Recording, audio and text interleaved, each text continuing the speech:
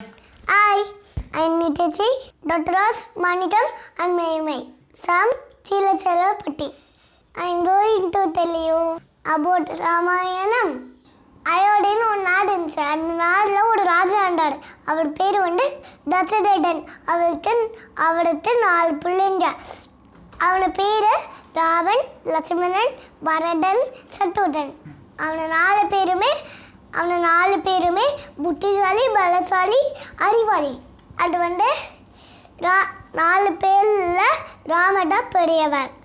அதனால் ராஜா ராமரை ராஜாவாக்கணும்னு ஆசைப்பட்டாங்க. ஆனால்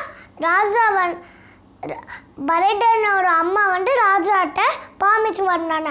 அதனால ராஜா என்ன செஞ்சோன்னா, ராஜா பரதனை ராஜா வச்சிட்டு பரதனோட அம்மா ராமரை காட்டுக்கு போய் சொல்லிட்டாங்க. ராமனை எல்லாரும் காட்டுக்கு போய் கூப்பிட்டாங்க. ஆனால் ராமர் வரலன்னு சொல்லிட்டாரு. அதனால பரதன் காட்டுக்கு போய் ராமரோட செருப்பை வாங்கிட்டு ஆட்சி பண்ணார். பரதன் ஆட்சி பண்ணும்போதே எடப்பாடி பழனிசாமி தாத்தா அம்மா சோட்டை வச்சு ஆட்சி பண்ணிட்டு இருக்காரு. டாட்டா.